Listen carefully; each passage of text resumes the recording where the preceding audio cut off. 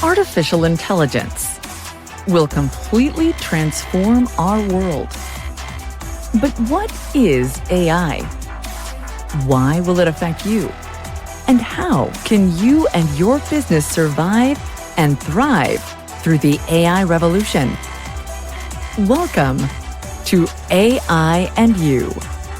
Here is your host, author, speaker, and futurist, Peter Scott. Hello, this is episode 212. My guest today is Antonina Burlachenko, Head of Quality and Regulatory Consulting at Star Global Consulting, calling from Poland, where she helps companies navigate the incredibly volatile and complex field of AI regulation. So she is here today to give us a view into the European Union AI Act as it rolls out and what it really means for businesses and consumers, comparing it with GDPR, and some technical information around standards and regulations and other aspects of what it's like for businesses to engage with the Act at a practical level. So let's get into the interview. Antonina Burlachenko, it's a pleasure to welcome you to the show. I'm looking forward to finding out more about the EU AI Act because that has so many ramifications that it's important for us to, I think, look at it from multiple angles, and you certainly offer us another unique one on that. But I'd like to start by hearing your story of how you got into this. You have undertaken some adventurous relocation. Some might say, can you give us a brief overview of where you have been coming from and going to and doing in the last few years? Yeah, thank you. Thank you for the invitation. So quickly about myself. I'm Ukrainian, currently based in Poland. I am working for over 13 years at the same company in different roles. I started with quality assurance roles, product project manager roles. For over 10 years, I was focused on regulated medical devices products. And as of now, I am focusing on regulatory consulting and specifically in medical device field and specifically software. So a lot of it includes AI.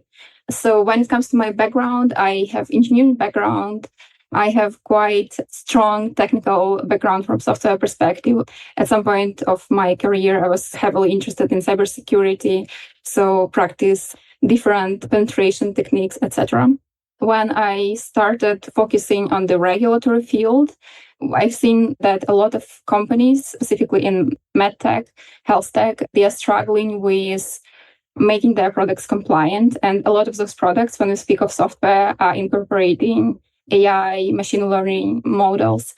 So we are supporting companies and to make sure that that support is valuable and also makes sense. Obviously, we have to continuously develop and making sure that we are up to speed with all the recent changes in the technology and methods of ensuring robustness and so on and so forth. So that's my background. Well, thank you. And you talked about how you looked at the difficulty companies were in adopting compliance strategies. And I wonder if we could focus on that for a bit, because when you see a company that's in need of help, and certainly I think they probably all are, what is it about that struggle that makes you go, I want to help and I can help?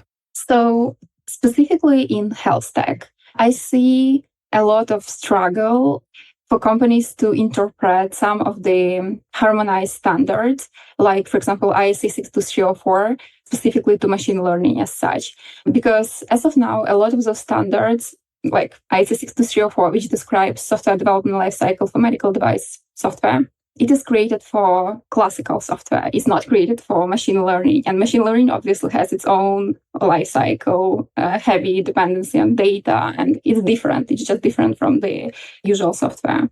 So a lot of companies indeed struggle with basically documented their regulated products, interpreting correctly requirements from the standards, and they need support with that. So that's what we do.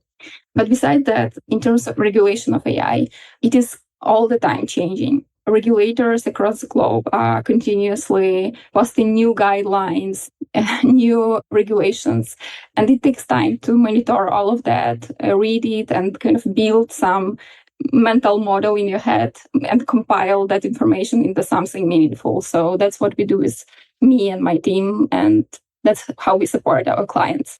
And I want to focus on a high level here where you're talking about medical devices, and that's a highly regulated field for good reason. No one wants their pacemaker to have a blue screen of death, because it really would be a blue screen of death. And so they've got to prove that their devices work.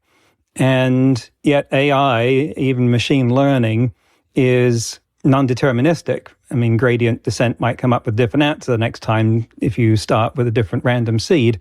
And is that an issue with regulation, especially with respect to medical devices? Is AI kind of stymied, blocked to some degree there because of problems improving? And ultimately, when we get up to large language models, we don't really know how they work. So that's going to be even more of a problem. How does this non-determinism play into the regulatory field, especially with respect to medical devices? Yeah, obviously, as you said, ML models are not deterministic. So in order to demonstrate the proper performance, we have to apply some statistical methods and have statistically significant amount of data on which we will validate the model to demonstrate its performance. And then obviously we also have to take into account all the intended population, all the subgroups of the intended population, making sure that we have a representation of every single subgroup in a proper proportion. So that is exactly where companies have challenges. And you mentioned LLMs. So I've worked for many different medical device products, including incorporating machine learning, but never LLMs. So it was, in most cases, they take as an input different images coming from scanners, different clinical data, but nothing with LLMs. Right. I think we'd all want to get a better handle on hallucination before we let an LLM near medical diagnosis. Yeah. Now, the European Union AI Act has had some time now to get its feet wet, so to speak. And can you perhaps introduce us to that by describing what it has to say or how it affects the regulation of medical devices? So European AI Act, it was approved in the end of May. So now we are waiting for it to be officially published in the European Journal. And after that, it will come in portions through some period of time in force. So specifically for medical devices, it will be applicable in 36 months, starting from coming in force. Why? One step back. So AI Act brings a classification of AI systems into different classes. One of those is high-risk AI systems. And those high-risk AI systems come in two flavors. One part is that any AI system which is already regulated by one of the European Union legislations listed in Annex 1 of AI Act. And those include also IVDR and MDR. So in case if your product is falling under those regulations and it is a product itself or a safety component for this kind of product, and additional, if your product has to go through a conformity assessment procedure under that regulation, so in our case, for example, MDR or IVDR, then this product will be also classified as high risk by AI Act. And path to market for these kind of products will be fairly the same as before. So they will have to go through a conformity assessment procedure with notified body. But during the conformity assessment procedure and the MDR or IVDR for CE marking, they will also have to include all the requirements of AI Act. So from the perspective of the provider of this high-risk AI system and the medical device at the same time, they will have to draw up the same declaration of conformity, which will refer to, for example, MDR and AI Act. And I'm not familiar with a couple of those terms there, MDR and IDDR. Can you expand those for us? Yeah, sorry for that. I live in this world, so I assume. That's fine. Yeah, MDR is medical device regulation, which is currently in force in Europe. And IVDR is in vitro diagnostic device regulation. So basically, those two regulate medical and in vitro diagnostic medical devices in Europe. What's the scope of in vitro in this respect? I think test tubes. Mm-hmm. So By the way, in vitro is very, very related to AI when it comes to software, because in vitro is any kind of device, which is a medical device, but which achieves their functioning principle based on analyzing some materials coming from the human body. So, for example, in case if you have, scan of tumor, and we analyze it with some machine learning model, that device will be classified as in vitro diagnostic medical device and will fall under IVDR. Oh, that's really interesting. So we've talked about the EU AI Act on the show before, and so some of the listeners who've heard those are familiar with these terms about the high-risk applications. And I'm trying to put myself in the shoes of the regulators making this act, who have to regulate something that's literally thinking, just electronic version of it, and so can be applied to anything that human beings do. So if I were them, I would be afraid that I had missed some corner case that would end up applying to. Now, medical devices is probably one of the more obvious ones that they may have had in mind when they were talking about high-risk applications. But do you think that now that people have had more time to see the act and think about its consequences, that there are edge cases, corner cases turning up that people hadn't thought about, where they're wondering, I wonder whether this is going to work so well for X? Have you seen anything like pushback or questions in that respect?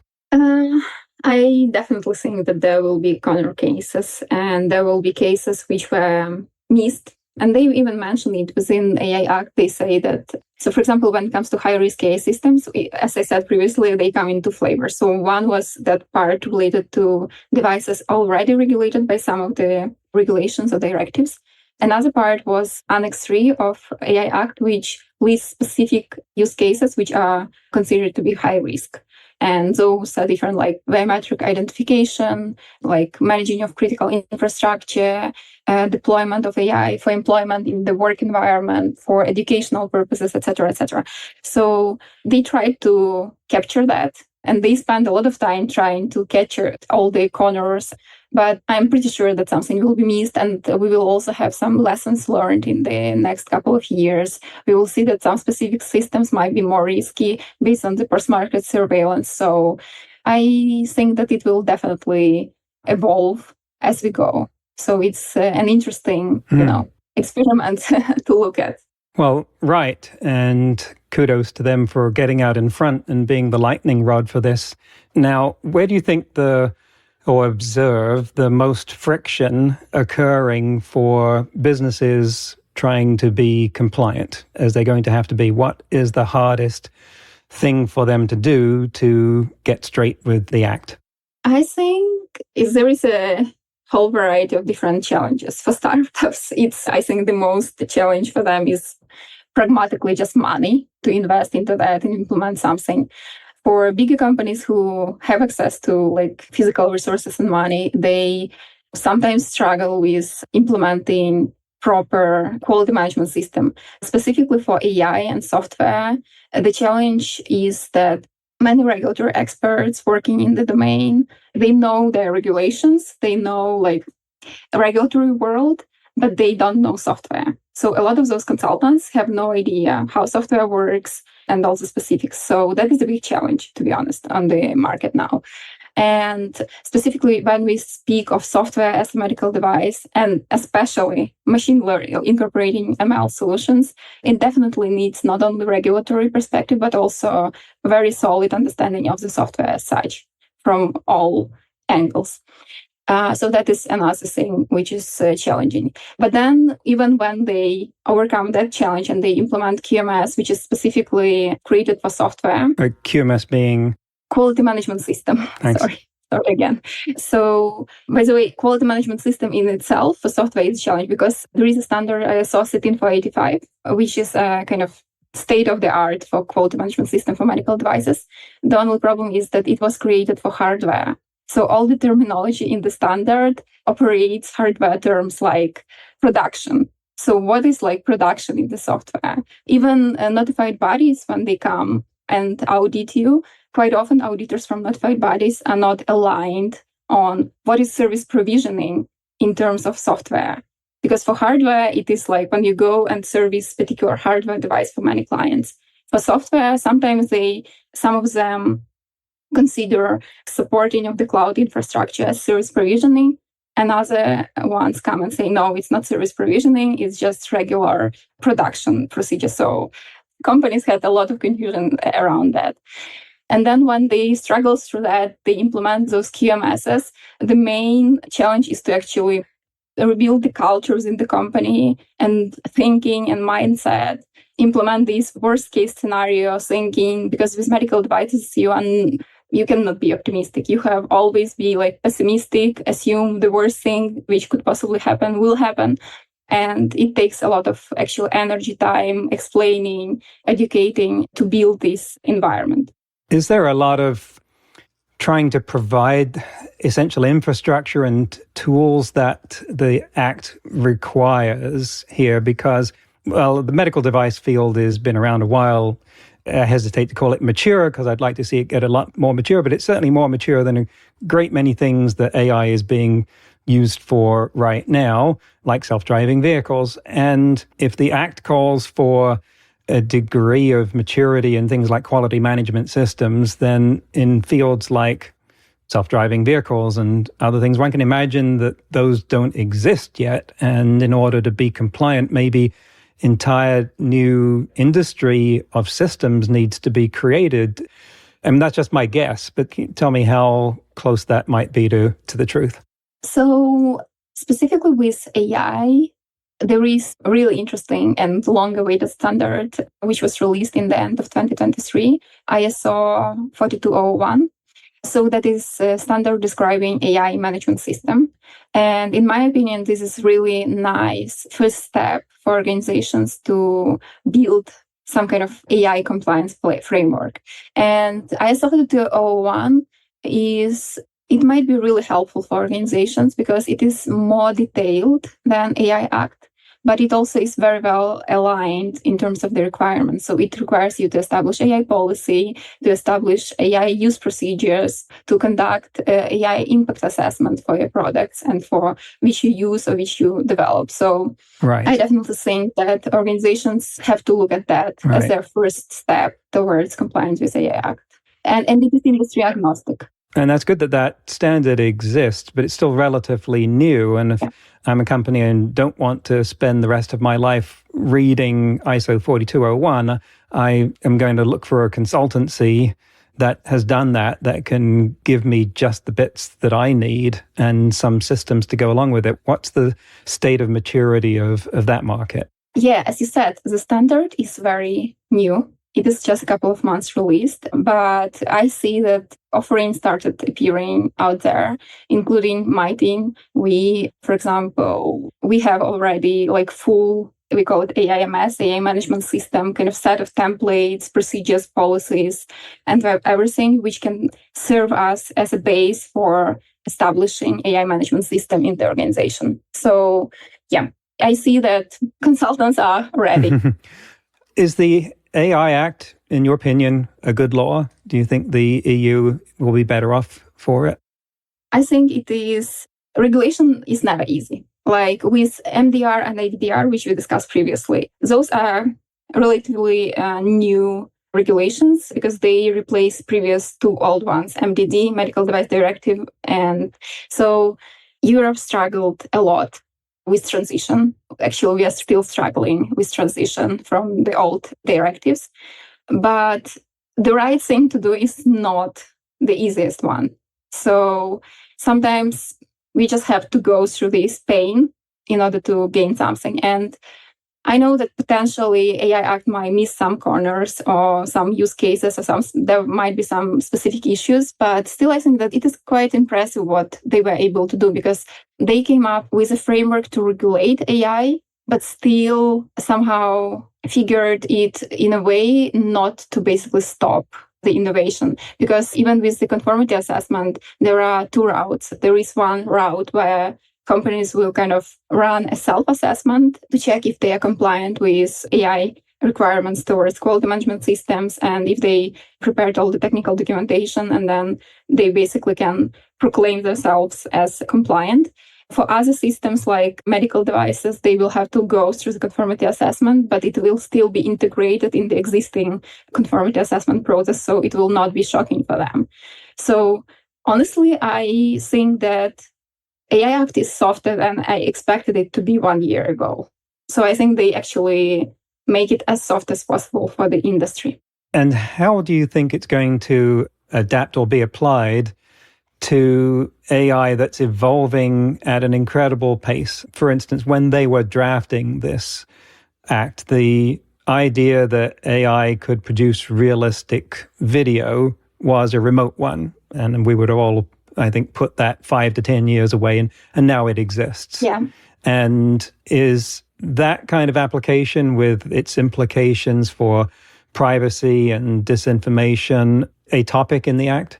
So there is a specific article calling for revealing to the users if particular video or image or even text content was either generated or modified by AI. So the regulation requires that material to be marked in machine-readable form as influenced by AI or ML. And does that apply to text as well? I mean, you mentioned text, but if I take something, it applies to. If I ask ChatGPT a question, it gives me an answer, and I use that in some way. At what point am I allowed to not watermark it because I've changed it? Yeah, good question. So first of all, AI Act establishes a set of different roles. One of those roles is called deployers. So deployers are considered users of AI solutions, which are using those not for personal use. So in case if any person uses, for example, ChatGPT for their own personal goals, they are not deployers and they are not under the scope of the AI Act. However, in case if a particular person or organization uses, for example, the same ChatGPT and generates, some text which will be published somewhere. It says that in case if we generate using AI a specific text which will be published for the public to inform public on some matters of interest, then we have to inform them that it was generated by AI, unless that text was fully reviewed and edited by a human being. So in case we review it and edit it in full, then we are good. So as long as a human reads it and puts a check mark on it, it can go out. Yeah. How do you think the landscape is going to change once this becomes enforced with respect to businesses inside the EU and customers from outside the EU doing business there? What sort of influence do you see this having? I mean, just to take a pithy example with the GDPR, when that went into effect, it meant a whole bunch of pop-up boxes asking about cookies. I'm sure there were aspects to GDPR besides that, but that was the one everyone over here noticed. So how do you think we might notice these effects as the Act rolls out? Maybe it's only my wishful thinking, but some of the industries, like medical devices, will hopefully not notice this as much because anyways, they had to go through a conformity assessment. So in my opinion, AI Act here only helps them because it actually sets some tangible expectations towards machine learning or AI rather than something very fluffy. Because anyways, notified bodies now assess machine learning models within the software as a medical device. But now there is no rules on how they assess it. So it's a lot of guessing and prediction from the side of manufacturers of medical devices. So now it's more tangible. And I think it's also more helpful because organizations can look into those requirements and can handle those upfront. For some other industries, I know that they, AI Act introduced a need to have QMS or to have risk management system or draw up technical documentation for those systems. But again, it is not a conformity assessment procedure. So while it will be some work to be done to prepare that, they may make this framework really softer. because there will be no additional budget needed to place that system on the market. And a lot of fast to market for companies is actually paying for conformity assessment procedure and all of that. So I am quite optimistic. Let's see how it turns. Well, will the cost of compliance tend to favor larger businesses, and will it tend to exclude smaller ones from entry? And that's generally the dynamic that we see in the USA, so that the only companies calling for regulation are the biggest ones for whom it will be a blip, and then that helps eliminate competition. So they're often quite in favor of it. Will it have any kind of effect like that in Europe? So in AI Act, they're actually trying to support smaller businesses.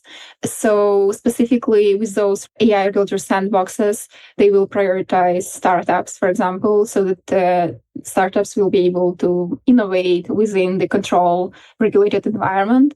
That's one example. Another example, for example, are penalties. So for example, for non-compliance with AI Act rules, there are different penalties. And as a base, penalty is either a fixed amount, as an example, for non-compliance with prohibition of and placing AI system, which is prohibited under AI Act in European Union. The penalty is either 35 million euros or 7% of the worldwide annual turnover of the organization, whichever is higher. But for startups, they say whichever is lower. So they actually, try to make it lower for startups rather than killing them with the penalties. Everything we've been talking about sounds like the consumer or B2B markets. I'm wondering about governments and specifically military. And if some enterprise went to a government with a system like the ones we've seen in the fictional Future of Life Institute's videos and said, here, we've got this system for automated control over defense weaponry. Just trust it and it will do a great job. Would the Act have any applicability there, or would we be still left with our original misgivings? No, AI Act does not apply to any AI systems which we are handling exclusively military, defense, or national security purposes. So it's like out of scope of the AI Act. Well, that's interesting. And perhaps not entirely surprising. What else could they do? But it certainly leaves the existential threat debate alive and well. Maybe you could give us an idea of what your day-to-day life is like for the work that you do. Maybe just change the names, but what on a daily basis is the sort of thing that you're doing? So what I'm doing, just today I had a training for a company on AI Act specifically. So that was a couple of hours training where I just explained to them what are the requirements and what will be the effects of the AI Act. We have, quite often I conduct other different kinds of trainings for the organizations. Besides that, quite often I am involved in short-term projects where I help companies to define their regulatory strategy. Yeah, so here, mostly for medical devices as of now, even so with AI Act, it will definitely, be scaling in other industries as well. But yeah, with regulatory strategy, I have to learn the product, learn the priorities in the company. In some cases, it could be speed to market. In some cases, it could be actually making sure that we spend as less money as possible. Or in other cases, they just want to get to any market as quickly as possible. So they have to come up with the optimal strategy for that, with those goals. So that's what I do. Oh, thank you. So just starting to wind up here, what else do you feel it's important for listeners to know about the Act and regulation and any of the subjects we've been talking about? So I think just for the record, it's worth mentioning that AI Act, as I said previously, classifies systems in different categories. Some of those are prohibited in European Union. Some of those are high risk. So those high risk systems will be regulated, and the majority of requirements in the AI Act are related to those. And then some of those require have some transparency obligations, like informing users that they are actually facing AI. But then additionally, there is a category of AI systems which they call general purpose AI models, which also have a specific set of requirements. And to make it even more complicated, they also distinguish class of general purpose AI models with systemic risk which yet additionally has another obligations with like specific demonstrating proper performance of the system, etc., etc. So I think it's worth mentioning just for people to check. Well, thank you. I think you said that some are prohibited. Do you have some examples? Yes.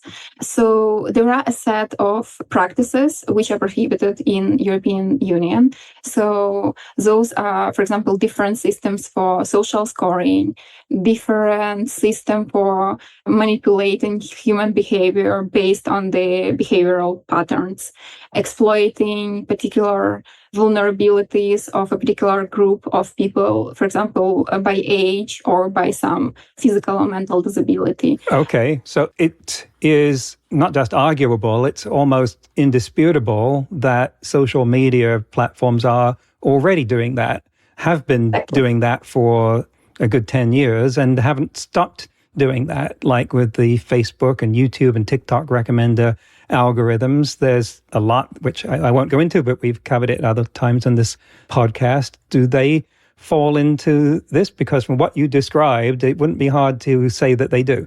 My personal opinion is that they do, but we would have to also wait for specific guidances which will follow up the AI Act. AI Act is still very fresh. It is everywhere, like in a lot of places, it comes with statements that guidance will follow. Guidance will follow. So let's just wait and look what they will offer us with those guidances.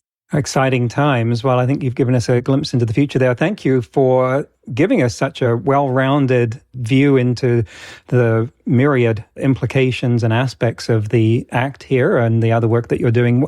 How should people learn more about what you are doing or find out how to follow you? Yeah, I would be happy to connect on LinkedIn. And if anyone has any questions or wants to just discuss AI regulations or any other regulations topic, I'm happy to connect. Oh, terrific. We can put that link in the show notes. Well, Antonina Burlachenko, thank you for coming on the show. It's been a wonderful time talking to you, and it's been very informative. Thank you. Thank you for inviting me. That's the end of the interview. How the field of AI regulation has changed in even the 4+ years we've been doing this show. In today's news ripped from the headlines about AI, researchers at the University of Innsbruck in Austria have developed a machine learning model that generates quantum circuits from text descriptions. I know this sounds like a bingo card of today's trendiest technical terms, but it's real and it's spectacular. They're using diffusion models, like the ones DALL-E is based on, which we're familiar with for making pictures. But Gorka Munoz-Gil from the Department of Theoretical Physics explained, begin quotes, "Our new model for programming quantum computers does the same, but instead of generating images, it generates quantum circuits based on the text description of the quantum operation to be performed." End quote. The method produces quantum circuits based on user specifications and tailored to the features of the quantum hardware the circuit will be run on. This marks a significant step forward in unleashing the full extent of quantum computing. Next week, my guest will be Lord Timothy Clement Jones, co-founder and co-chair of Britain's all-party parliamentary group on artificial intelligence since 2016, and author of the new book, Living with the Algorithm, Servant or Master. That's next week on AI and You. Until then, remember, no matter how much computers learn how to do, it's how we come together as humans that matters. That's all for this episode of AI and You. Please leave a rating and comment and share with your friends. Get the book Artificial Intelligence and You and see more videos and articles at aiandyou.net. That's aiandyou.net, where you can also send us your questions. Thank you for listening.